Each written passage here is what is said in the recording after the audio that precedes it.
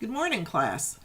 This is Dr. Meddy, and I am sitting down in my comfortable jammies on a Monday morning with snow coming down like crazy, determined to give you an update for this week. We are going to cover chapters 7 and 8 this week, both for the online and face-to-face class.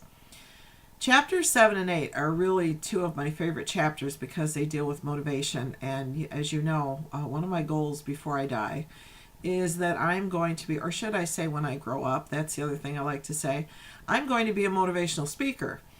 I'm really committed to getting people to do what they need to do and for them to feel comfortable, for them to feel challenged yet resilient when trying to reach goals.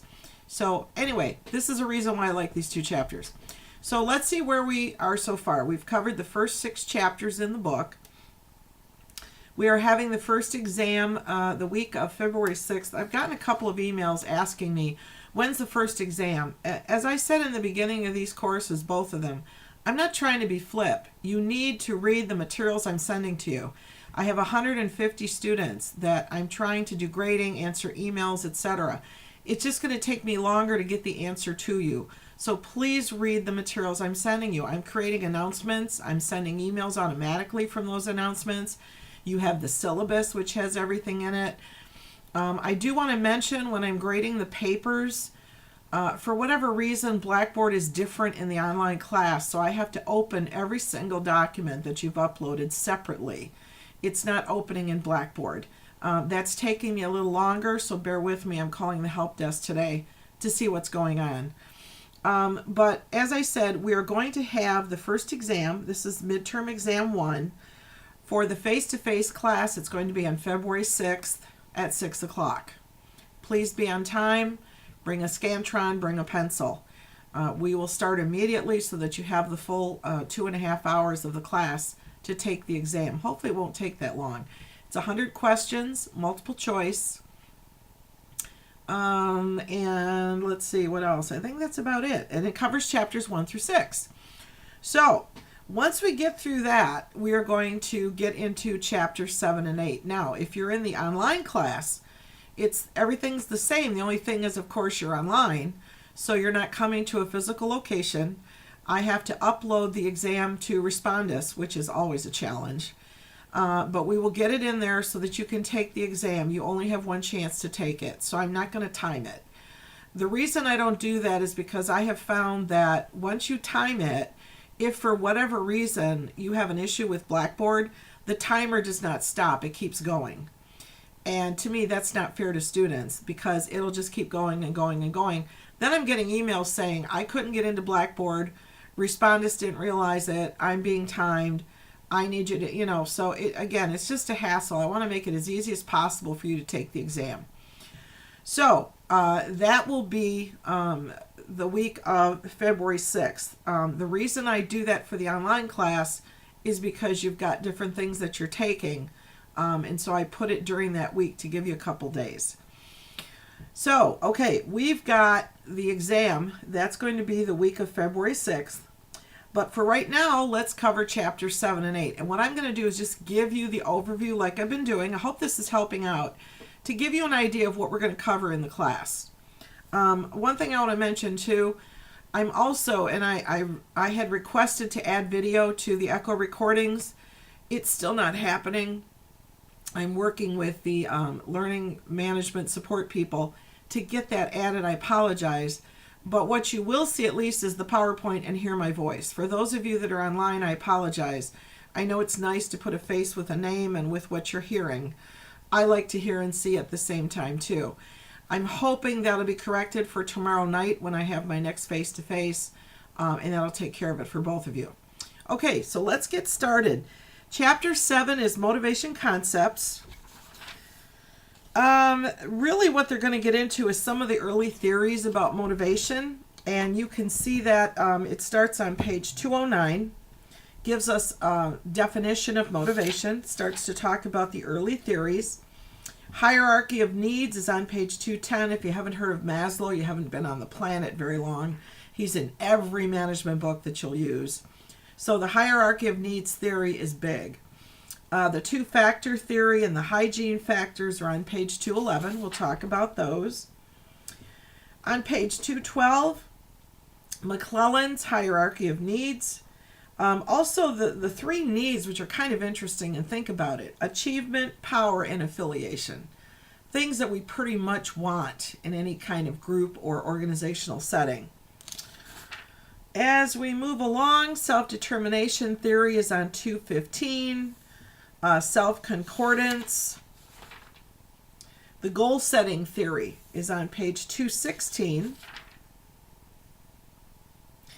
And a big one that you'll hear a lot about on 218, management by objectives. And this is big because what you're doing is you're getting the buy-in of the employees to get involved in the goal, to make a difference in how the goal is established, how it's implemented, how it's worked out. That really gets your employees all geeked as far as, well, I can't complain about the goal because I helped to set it up. I helped to develop it.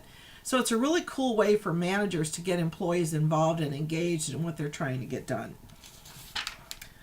Some contemporary theories on 220, the self-efficacy theory. I'm big on this. Big, big, big, big, big. My dissertation was on self-efficacy and its effects on its effects on female leadership. So in other words, how does it make female leaders more effective in their role? The key thing behind that is how you feel about yourself determines what you achieve.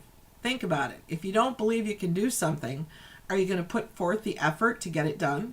Probably not.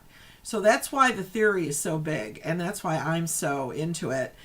Bandura, you'll see on these two pages, 220 and 221.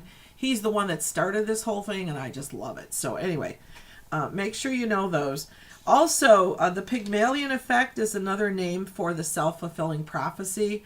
I know we saw that in the first six chapters. So if you see it on this second midterm exam, don't send me emails and say, oh, you made a mistake and you put the same. It's in the chapter again. So that's why I'm reinforcing it. So you'll probably see a question on an exam that says the Pygmalion effect is also known as self-fulfilling prophecy. Okay. Reinforcement theory on 221, behaviorism on 222, and the social learning theory on 223. Equity theory is a big one on 224. And then different kinds of justice. We're going to look at a model on page 225 of organizational justice. We'll be talking about those three types. Let's see. Expectancy theory on page 229. What do employees expect when they put forth that extra effort? Job engagement on 231. And that's pretty much it for chapter 7. Now, on page 235 are the questions for review. I hope you realize at this point that you need to include answers from the book. I'm not asking your opinion. I want you to give me that, but I want you to support it with information from the book, and I want you to cite it. And what I've been trying to do is give an example of citing the two authors' names, comma, year, comma, page number. And there's different ways you can do that. We've talked about this on the recordings. So please watch the echo recordings and these recordings to give you a really firm and clear idea on how to cite. Okay? That'll really help you out. So we've got the questions for review, and that is on page 235. Then we go into chapter 8, motivation from concepts to applications. So now we're looking at, okay, we know how to motivate people. We've talked about all these theories. Now let's apply it in the workplace. So we're going to look at the job characteristics model on page 245. The job redesign and how to do that. Rotating jobs, that's a big one. You want to send people screaming into the night, start rotating jobs. The first thing they start thinking is, why am I learning someone else's job and why is someone learning mine, right? Something's going to happen. They're going to let us go. There's going to be a layoff. Everybody starts panicking, So, but job rotation is a great way. It's also called cross-training for people to learn each other's jobs. It's very efficient. Have you ever gone somewhere and they tell you, oh, I'm sorry, the person that handles that is on vacation for 4 months, or some ridiculous answer. And you think, wait a minute, nobody else can do this? So why should it be any different in an organization? It's how you provide the best customer service that you can, and it's how you keep up to date with what needs to be done in that role. So job rotation on 247.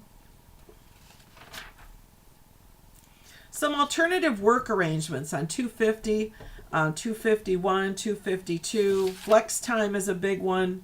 Job sharing, telecommuting, which is really rare. I don't know, they say there's a lot of different stats that show it is out there, but a lot of companies resist it.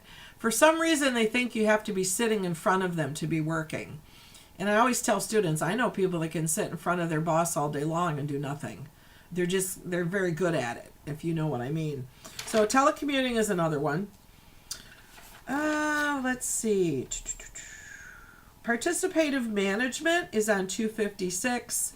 And this is big because, again, like we talked about, it lets employees have a say in how things are set up and how they're done. So that's a good one to get involved in.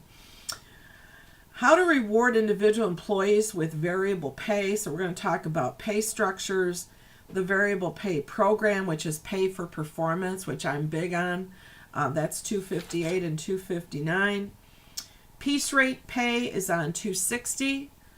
Merit-based pay. This is where people really hustle to get a promotion or a raise or something like that.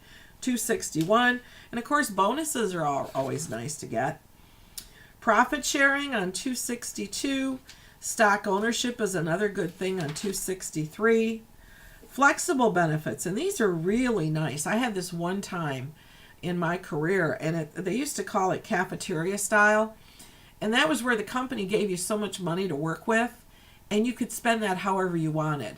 So if you wanted to get insurance, you could do that depending on what you needed. You could spend your money the way you needed to. And just as an example, if you didn't need health insurance because your husband had it, and or vice versa, your wife, you could go on their plan, and then the company would still give you that money over 56 weeks. Yeah, I know, it's kind of like hitting the lottery, right? You don't see that very often these days. An employee recognition program, and that's pretty much it for Chapter 8. I'm going to sign off because this is long enough. It's 12 and a half minutes. Please watch. Please let me know if you have any questions, but please read and please watch before you do. I really promise you I'll get back to you. I'm just trying to curtail the number of emails so I can provide you better service, okay? Thank you. I'll see you in class, and please watch the echo recordings. Talk to you later. Bye-bye.